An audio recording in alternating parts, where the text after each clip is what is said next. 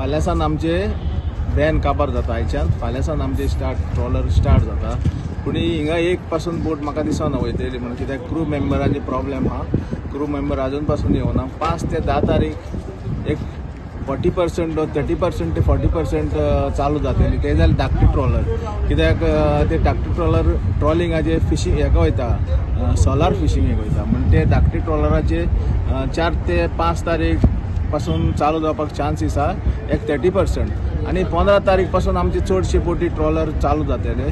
Crew member येवपाक चालू जाल्या आनी हिंगा आमची सगळी तयारी रेडी आहा।